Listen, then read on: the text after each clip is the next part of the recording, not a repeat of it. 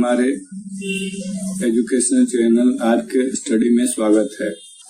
आज से हम लोग बिहार लोक सेवा द्वारा आयोजित प्रधान शिक्षक के रिक्रूटमेंट हेतु जो विज्ञप्ति आई है उसमें प्रारंभिक गणित को स्टार्ट करने जा रहे हैं। आगे के वीडियोस में मैं मानसिक क्षमता परीक्षण के भी वीडियोस बनाऊंगा और जल्द ही आप तक ये सारी वीडियोस भी पहुंच पाएंगे। दिए गए सिलेबस के अकॉर्डिंग हम लोग अपने स्टडी को जारी करेंगे, जिसमें सबसे पहले दिया गया है अंकीय क्षमता एवं स्थानीय मान। अंकीय क्षमता एवं स्थानीय मान ये numerical ability and its place value के बारे में बताया गया है। इसमें सबसे पहले हम लोग इसके कॉन्सेप्चुअल पार्ट करेंगे और इसके बाद इसके एक्सरसाइज में 88 क्वेश्चंस दिए गए हैं, जिसमें से हम लोग प्रत्येक वीडियो में 20 से 25 क्वेश्चन सॉल्व करने का प्रयास करेंगे। सबसे पहले दिया गया है फेस वैल्यू के बारे में। तो फेस वैल्यू वह वैल्यू होता है जो किसी भी संख्या में उस नंबर का वास्तविक स्वरूप होता है, जो वास्तविक मान होता है वही उसका फेस वैल्यू होता है। सपोज मैंने कोई रैंडमली नंबर लिया है, अगर इसमें पूछा जाए कि 4 का फेस वैल्यू क्या है, तो यहाँ पर हम लोग देख रहे हैं कि 2 टाइम्स 4 आया हुआ है और क्योंकि हमें प्लेस वैल्यू नहीं लिखना है तो दोनों ही अवस्था में इसका फेस वैल्यू 4 ही होगा। आगे दिया गया है प्लेस वैल्यू के बारे में। तो प्लेस वैल्यू के लिए भी हम लोग अगर कोई नंबर लेते हैं, सपोज 4, 8, 9, 6, 8, तो हमें अगर 9 का प्लेस वैल्यू बताना है तो इसके लिए हम लोग क्या करेंगे, इसका जो फेस वैल्यू है उसको लिखेंगे और कितने प्लेस पर है, कितने नंबर के पहले ये आ रहा है, और उन नंबर्स का काउंटिंग हम लोग राइट साइड से करते हैं, ना कि लेफ्ट साइड से। तो राइट साइड से जितने भी अंक रहेंगे वे 0 में कन्वर्ट हो जाएंगे और इस तरह से हम देख रहे हैं कि 9 का प्लेस वैल्यू 900 आ रहा है। अगर हमें 4 का प्लेस वैल्यू बताना हो तो 4 लिखेंगे, काउंट करेंगे कितने नंबर्स हैं, 1, 2, 3, 4। 4 नंबर्स के पहले ये नंबर है तो 4 नंबर के बदले में हम लोग 4 0 लगा देंगे, ये हमारा प्लेस वैल्यू हो जाएगा। प्राकृतिक संख्याएं दी गई हैं। प्राकृतिक संख्याएं नेचुरल नंबर्स 1 से स्टार्ट होती हैं, ये 0 से स्टार्ट नहीं होती हैं, ये 1 से लेकर के इन्फिनिटी तक रहती हैं, ये काउंटलेस हैं, ये इन्फिनिटी तक जाती है। दूसरा दिया गया है इसमें पूर्ण संख्याएं। पूर्ण संख्याएं होल नंबर्स होती हैं। अगर नेचुरल नंबर्स के साथ 0 लगा दिया जाए तो वो होल नंबर बन जाता है, पूर्ण संख्याएं बन जाती हैं। पूर्णांक संख्याएं, अगर हम लोग 0 से इन्फिनिटी तक की संख्याएं means positive numbers 0 to infinity and negative numbers 0 to infinity, ये जब कंबाइंड कर दी जाती हैं तो वो पूर्णांक संख्याएं बना जाती है। सिंपल सी भाषा में पूर्णांक संख्याएं वे संख्याएं होती हैं जो 0 से इन्फिनिटी तक पॉजिटिव या नेगेटिव दोनों संख्याएं हो सकती हैं। सम संख्याएं हम लोग जानते हैं विच इज डिविजिबल बाय 2। जिन संख्याओं में 2 से भाग लग जाए वे संख्याएं सम संख्याएं होती हैं। विषम संख्याएं वे होती हैं जिनमें 2 से डिवाइड ना हो पाए। भाज्य संख्याएं वो संख्याएं होती हैं जो 1 या नंबर इटसेल्फ के अलावा और भी किसी नंबर से कम से कम एक नंबर से वो डिवाइड हो जाए, वे भाज्य संख्याएं कही जाती हैं। सपोज यहाँ पर 4 दिया गया है, तो 4 किससे डिविजिबल है? 1 से, 2 से एंड 4 से। मीन्स 1 से 4 से तो डिविजिबल है ही, साथ ही साथ यह 2 से भी डिविजिबल है। तो एटलीस्ट 3 नंबर से ये डिवाइड हो रहा है। इस तरह से यह भाज्य संख्याएं होंगी। अगर 1 या नंबर इट सेल्फ से डिविजिबल हो तो वह अभाज्य संख्याएं हो जाती हैं। सपोज यहाँ पर 2 दिया गया है, तो 2 किससे डिविजिबल है? 2 1 से डिविजिबल है और 2 से डिविजिबल है।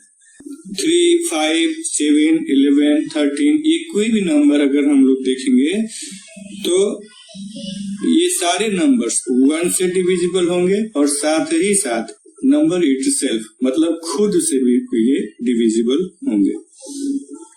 परिमेय संख्याएं क्या होती हैं? वह संख्याएं जो p/q के रूप में लिखी जा सकती हैं और q should not be equal to 0, ये कंडीशन रहता है। मतलब q को कभी भी 0 नहीं होना चाहिए।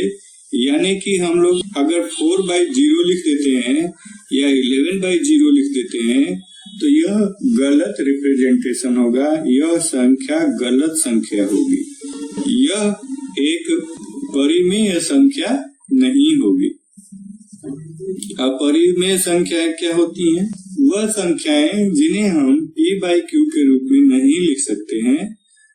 सपोज कोई संख्या है √3, तो √3 को हम लोग p/q के रूप में नहीं लिख सकते हैं, √5 को नहीं लिख सकते, √7 को नहीं लिख सकते। अब यहाँ पर कर दें √4, तो क्या √4 एक अपरिमेय संख्या है? अगर √4 का स्क्वायर रूट निकालते हैं तो ये 2 होगा और 2 एक परिमेय संख्या है क्योंकि इसे हम इस रूप में लिख सकते हैं। और यहाँ हम देख रहे हैं कि 2 न्यूमरेटर है जबकि 1 डिनोमिनेटर है। मतलब 2 अंश है और 1 हर है, इस रूप में लिखा जा सकता है। और जब हम लोग इस रूप में लिख दें तो इसे ही हम लोग p/q का रूप कहते हैं, इसे ही हम रैशनल नंबर्स डिनोट करते हैं।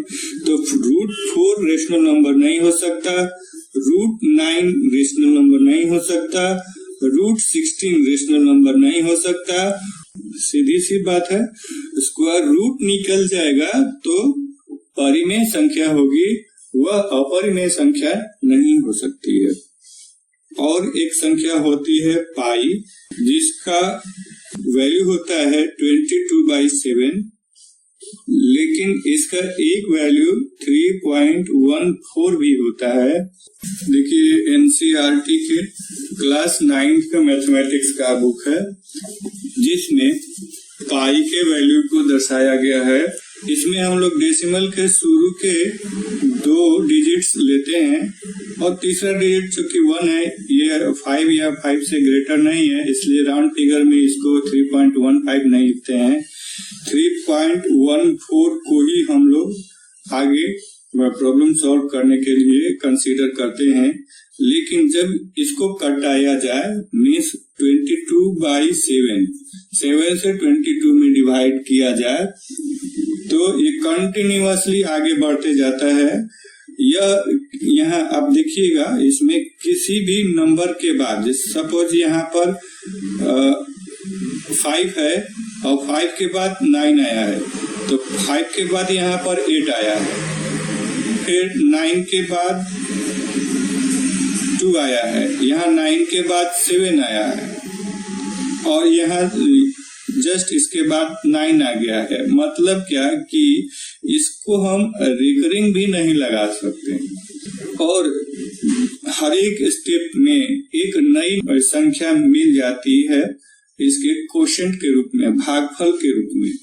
तो इस तरह से यह संख्या कटती नहीं है और जो संख्या कटती नहीं है वह अपरिमेय संख्या होती है। तो पाई का ये वाला वैल्यू, डेसिमल वाला वैल्यू, ये ध्यान रखना होगा कि पाई के डेसिमल वाला वैल्यू इरेशनल नंबर होता है, मतलब अपरिमेय संख्या होती है। जबकि अगर पाई को फ्रैक्शनल टर्म में लिखते हैं तो यह 22/7 आ जाता है और 22/7 P बाई Q के रूप में हो जाता है और इस तरह से ये रेशनल नंबर है। अब हम लोग संख्याओं की विभाज्यता की जांच देखते हैं। एक बार इसको रिकैप कर लेते हैं, एक बार इसको पढ़ लेते हैं। सपोज 2 से डिविजिबल नंबर्स कौन होते हैं? जो सम संख्याएं होती हैं वो 2 से डिविजिबल नंबर्स होती हैं। 3 से विभाज्यता क्या है? तो कोई भी नंबर लिखेंगे, उस नंबर के सारे डिजिट्स का सम यदि 3 से डिवाइड हो जाए तो वो नंबर 3 से विभाजित होगी। 4 के लिए क्या रूल है? सपोज एक नंबर 4089 दिया गया हो, 4 से डिविजिबिलिटी इसकी कैसे चेक करेंगे? 4 को ध्यान में रखते हैं तो ये पता चलता है कि यह एक सम संख्या है, तो निश्चित रूप से सम संख्या ही होगी जो इससे डिविजिबल होगी। यहाँ 9 है तो ये विषम संख्या है। यह पता चल रहा है कि 4 के टेबल में कभी भी 9 नहीं आता है, इसलिए ये डिविजिबल नहीं होगा। लेकिन 4 के डिविजिबिलिटी रूल को फॉलो करें तो ये कहता है कि दाएं से 2 लेटर्स, तो दाएं से 2 लेटर्स क्या हो गए? 9 एंड 8। तो इनमें अगर 4 से भाग लग जाए तो पूरी की पूरी संख्या जो है वो 4 से डिविजिबल होगी, तो ये कटेगा नहीं, इसलिए ये डिविजिबल नहीं होगा। सपोज हम कोई नंबर लेते हैं 489753 तो यहाँ के लास्ट के 2 नंबर्स देखते हैं तो ये 32 है और 4 के टेबल में 32 आता है, 4 8 जा 32 और इस तरह से हम पूरी संख्या को बता सकते हैं कि 4 से कट जाएगा। 5 से डिविजिबिलिटी के लिए क्या है कि संख्या के अंत में 0 हो या 5 हो, इकाई का अंक 0 हो या 5 हो तो 5 से कट जाएगा। 6 से डिविजिबिलिटी क्या बताती है कि यदि कोई संख्या 2 और साथ ही साथ 3 दोनों से डिविजिबल हो तो ही यह 6 से डिविजिबल होगा। सपोज कोई नंबर लेते हैं 12 और एक दूसरा नंबर ले लेते हैं 14। 12 को 2 से डिवाइड करेंगे तो ये डिवाइड हो जाएगा, 2 6 जा 12, तो ये 6 टाइम्स में 2 से कट जाएगा। 3 से भी ये 4 टाइम्स में कट जाएगा, 3 4 जा 12। ये नंबर 2 और 3 दोनों से डिविजिबल है, लेकिन यह जो संख्या लेते हैं 14 तो ये 2 से ही डिविजिबल है, 3 से डिविजिबल नहीं है।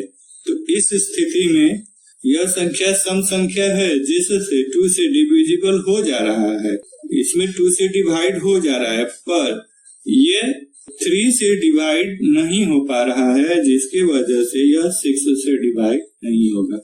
मतलब 6 से डिवाइड होने के लिए 2 और 3 दोनों से उस नंबर में भाग लगना चाहिए। 7 से डिविजिबिलिटी रूल क्या कहती है? ये थोड़ा सा टेढ़ा है। अगर कोई नंबर हम ले लेते हैं 4225 तो इकाई के अंक को दुगुना करके बाकी अंकों में से उसको घटाना पड़ता है। सपोज इकाई का अंक 5 है, 5 को छोड़ दिया जाए तो बाकी अंक क्या होता है? 242, तो 242 माइनस 10, 5 का दुगुना तो 10 हो गया, तो ये क्या आया? 232। अब इसमें इकाई का अंक क्या है? 2, तो 23 माइनस 4, तो ये कितना हो जाएगा? 19। तो इस तरह से हम देखते हैं कि ये 2 अंकों में कन्वर्ट हो गया और इजीली हम इसमें 7 से भाग दे करके पता कर सकते हैं कि क्या ये संख्या 7 से कटेगी? ये संख्या 7 से नहीं कट रही है। लेकिन इसी को यदि हम 2 4 2 9 कर दें तो इसको चेक करते हैं। 242 माइनस इकाई का अंक 9 है तो ये 18 हो जाएगा और यह घट करके 4, 2, 2 हो जाएगा। अब यहाँ इकाई का अंक 4 है तो 2, 2 माइनस 8 करेंगे तो ये 14 हो गया। 14 पता चल गया कि 7 से डिविजिबल है। इस तरह से हम लोग नंबर 7 से डिविजिबल है कि नहीं इसको पता करते हैं। तो ये थोड़ा सा टेढ़ा है पर ध्यान देने पर आसानी से ये समझ में आ जाता है। अब नंबर 8 से डिविजिबल है कि नहीं इसके लिए क्या करते हैं, सपोज नंबर 4, 9, 3, 4, 8 ले लिया गया तो इसके लास्ट के 3 डिजिट्स अगर 8 से डिविजिबल हो तो ये नंबर 8 से डिविजिबल होगा। अब चेक करते हैं, 8 4 जा 32, 2 रिमाइंडर आएगा और ये 28 हो जाएगा तो 8 3 जा 24 होगा और यहाँ रिमाइंडर 4 बच जाएगा। इस तरह से ये कटेगा नहीं। अगर इसको हम लोग कर दें 4, 9, 3, 5, 2, चूंकि रिमाइंडर 4 है अगर इसमें 4 जोड़ दें या 4 घटा दें तो वह 8 से डिविजिबल हो जाएगा। तो हमने इसमें ऐड कर दिया है। अब इसको चेक करते हैं कि क्या यह नंबर 8 से डिविजिबल है।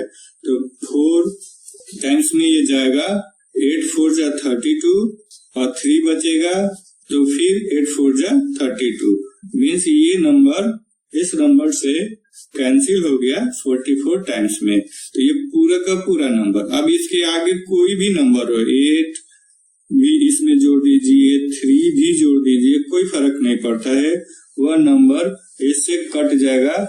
आप इवन इसको मोबाइल से डिवाइड करके भी चेक कर सकते हैं। कोई भी नंबर घुसेड़ दीजिए, इसमें 0 भी डाल दीजिए, कोई फर्क नहीं पड़ता है, वह नंबर कट ही जाएगा। तो निष्कर्ष क्या हुआ कि नंबर कितना भी बड़ा हो उसके लास्ट के 3 डिजिट अगर डिविजिबल है 8 से तो वह पूरी संख्या 8 से कट जाएगी। 9 से डिविजिबिलिटी रूल क्या कहती है, 3 वाला ही लागू होता है। 3 से डिविजिबिलिटी रूल क्या बोलती है कि सारे नंबर्स का सम अगर 3 से डिविजिबल हो तो नंबर 3 से डिविजिबल होगा। और 9 से डिविजिबिलिटी रूल क्या कहती है कि अगर सारे नंबर्स का सम 9 से डिविजिबल हो तो ही वह 9 से डिविजिबल संख्या होगी। तो अगर हम इसको ऐड करते हैं इन सारे नंबर्स को, 8 2 10 18 26 34 और 37, यह इस नंबर का सम 9 से डिविजिबल नहीं है, इसलिए ये पूरी संख्या 9 से डिवाइड नहीं होगी। लेकिन हम जानते हैं कि 37 के बदले 36 कर दिया जाए, मीन्स इस नंबर को अगर एक कम कर दिया जाए तो एक कम करने का मतलब यहाँ पर ये 1 लिख दिया जाए तो वह संख्या 36 हो जाएगी और 36 9 से डिविजिबल है और इस तरह से ये पूरी की पूरी संख्या 9 से डिविजिबल हो जाएगी। सपोज इसको मैं आपके सामने करके दिखा रहा हूँ, ये डेसिमल में आ रहा है लेकिन यहाँ मैंने 1 कर दिया है। अगर मैं इसको 1 कर दूं और 9 से डिवाइड करूं तो पूरी संख्या 9 से डिवाइड हो जा रही है।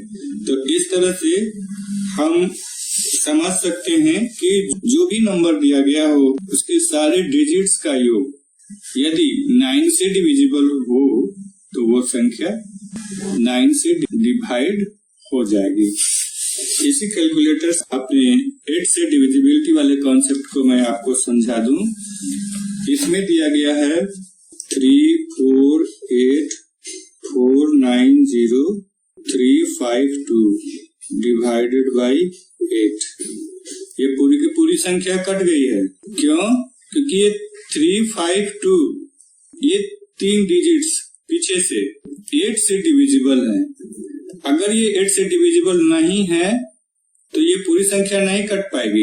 यदि इस 2 को हटा करके 1 कर देते हैं तो ये 8 से डिवाइड नहीं हो पाएगी। इन सारे नंबर्स को हटाते हुए सिर्फ 3 लिख करके 352, ये जो लास्ट के 3 डिजिट्स हैं इनको लिखते हैं और इसमें डिवाइड करते हैं 8 से, तो इसमें डिवाइड हो जाएगा। यह कुछ भी नंबर आप डाल दीजिए, कोई टेंशन नहीं है, लेकिन ये जो नंबर डाल रहे हैं वो 352 के पहले होना चाहिए और उसमें आप 8 से डिवाइड करेंगे तो निश्चित रूप से वो नंबर 8 से डिविजिबल होगा। सपोज कोई भी नंबर हम लोग लिख लेते हैं, अगर ये 3 डिजिट्स लास्ट के 8 से डिविजिबल होंगे, ये नंबर 8 से डिविजिबल होगा। चेक करते हैं, 8 7 जा 56, 3 बचेगा और 3 2 32 हो जाएगा, तो 8 4 जा 32। ये 8 से कट गया, ये 3 डिजिट्स 8 से कट गए। अब पूरी संख्या को चेक कर लेंगे, क्या ये 8 से कट रहा है? तो यस, ये 8 से कटेगा। 9 से डिविजिबिलिटी सीख गए हम लोग। 10 से डिविजिबिलिटी रूल क्या कहती है? 10 से डिवाइड होने के लिए संख्या के अंत में 0 होना जरूरी है। 0 रहेगा तो 10 से डिवाइड हो जाएगा। और एक लास्ट हम लोग सीखते हैं 11 से डिविजिबिलिटी रूल। यहाँ पर हम लोग देख रहे हैं कि 2 नंबर्स दिए गए हैं, इनमें से कौन से नंबर 11 से डिवाइड होगी। तो इसके लिए हमें क्या करना होगा कि ऑड प्लेस पर जो डिजिट आया रहता है उसको एक साथ कर लेंगे, इवन प्लेस पर जो डिजिट है उसको एक साथ कर लेंगे। मतलब विषम स्थान पर आने वाली संख्याओं को एक साथ रखेंगे और सम संख्याओं पर आने वाली संख्याओं को हम लोग एक साथ रखेंगे। तो 3 2 9 ये हो गया, इनको हम लोग ऐड करेंगे। ये सम संख्याओं पर आने वाली संख्याओं के सम के इक्वल होना चाहिए। अब यदि ऐसा है तो वह संख्या 11 से डिविजिबल संख्या होगी। तो 9 2 11 11 3 14 हो जाएगा और ये इधर 6 हो जाएगा। These numbers are not equal, then a given number is not divisible by 11। इसको हम लोग चेक करेंगे तो इसके ऑड प्लेस पर के ये नंबर्स हुए 3 और 2। तो 7 + 2 + 3 + 2। इवन प्लेस पर आने वाले नंबर्स 1 7 और 6। 1 + 7 + 6। इसको हम लोग चेक करते हैं। 7 2 9 9 3 12 12 2 14 6 7 13 और 1 14। तो इस तरह से LHS RHS दोनों इक्वल हो गया और हम क्लियरली बता सकते हैं कि ये नंबर 11 से डिविजिबल है और ये नंबर 11 से डिविजिबल नहीं है। कैलकुलेटर से चेक करके मैं आपको बता दूं। ये दिया गया है 7 1 2 7 3 6 2 डिवाइडेड बाय 11। देखिए ये संख्या पूरी तरह से 11 से कट गई है। दूसरी संख्या है 3 4 2 8 9 डिवाइडेड बाय 11। तो ये संख्या कट नहीं रही है, इसी वजह से यह डेसिमल में इसका आंसर बता रहा है। तो 11 से डिविजिबिलिटी रूल क्या कहती है? ऑड प्लेस पर आने वाले नंबर्स का सम इवन प्लेस पर आने वाले नंबर्स के सम के इक्वल होना चाहिए। आगे दिया गया है गुणनखंड क्या होता है। सपोज 42 का गुणनखंड दिया गया है, तो ये नंबर किन किन नंबर्स से पूरी तरह से डिवाइड हो रहा है उनका एक लिस्ट आपको तैयार कर देना है। इसमें अभाज्य गुणनखंड अगर फाइंड करना हो तो 42 के अभाज्य गुणनखंड क्या हो सकते हैं, देख लीजिए। 1 2 3 7। यहाँ ये मत समझिएगा कि मैं विषम संख्याओं को ले रहा हूँ, यहाँ पर एक सम संख्या भी है और ये सारे जो नंबर्स हैं वो एक से या खुद से डिविजिबल हैं। तो एक से खुद से डिविजिबल होने वाली संख्या ही अभाज्य संख्या होती है और इस तरह से यह अभाज्य गुणनखंड अगर किसी नंबर का पूछे तो हम उन नंबर्स को फाइंड कर सकते हैं। अभाज्य गुणनखंडों की संख्या क्या हो सकती है? सपोज यहाँ पर दिया गया है a to the power p, b to the power q, c to the power r, d to the power s। a b c d ये नंबर्स अभाज्य नंबर्स होने चाहिए और p P, Q, R, S, ये जो powers के रूप में इंडिकेटेड अल्फाबेट हैं, इनको हम लोग सम कर देते हैं। तो जो भी सम आता है उतना अभाज्य गुणनखंड होगा। सपोज कोई नंबर दिया गया है 4 to the power 9, 9 to the power 4, 7 to the power 7, तो इसके अभाज्य गुणनखंड क्या होंगे? 4 अभाज्य संख्या नहीं है, ये 2 करना पड़ेगा, इसको 2 into 2 करना पड़ेगा। तो 2 into 2 to the power 9 ये अभाज्य संख्या नहीं है, 3 करना पड़ेगा। तो 3 into 3 to the power 4 और 7 अभाज्य संख्या है, और इस तरह से 7 to the power 2 यहाँ पर गलत लिखा गया है, ये 7 दिया गया है, यहाँ 2 दिया गया है, और लास्ट में इधर 7 और यहाँ 7 ऐड किया गया है। तो ये 2 नहीं है, ये 7 है। तो 7 to the power 7 इसको हम लोग प्राइम फैक्टर्स के रूप में लिख लिए, यहाँ अभाज्य गुणनखंड के रूप में लिख लिए। अब इन नंबर्स को ऐड कर देना है, 9, 9, 4, 4 एंड 7। तो इस तरह से कुल 33 अभाज्य गुणनखंड प्राइम फैक्टर्स आते हैं ये गिवन नंबर का। क्या नंबर दिया गया है? 4 to the power 9, 9 to the power 4 और 7 to the power 7। इसका आगे दिया गया है वर्गमूल। तो इजीली इसको डिवाइड मेथड से हम लोग निकाल सकते हैं, या प्राइम फैक्टर मेथड से इसको निकाल सकते हैं। आगे दिया गया है घन एवं घनमूल। घनमूल क्या होता है कि दिए गए नंबर्स का जब हम लोग फैक्टर निकालते हैं तो वो 3 नंबर्स के रिपीटेशन में आना चाहिए। तो ये दिया गया नंबर क्या है? 1000, 10 into 10 into 10, तो 10 3 टाइम्स आया है, तो एक 10 हम लोग बाहर निकाल देते हैं। तो ये वीडियो हमारा कंसेप्चुअल वीडियो हुआ। नेक्स्ट वीडियो में हम लोग इसके अभ्यास प्रश्न को करना स्टार्ट करेंगे। आप शिक्षक भाइयों से मेरा ये अनुरोध होगा कि मैक्सिमम नंबर्स तक मेरे इन वीडियो को पहुंचाने का प्रयास करें। निश्चित रूप से मेरे आने वाले वीडियोस आपके लिए लाभदायक होंगे। Thank you for watching the video.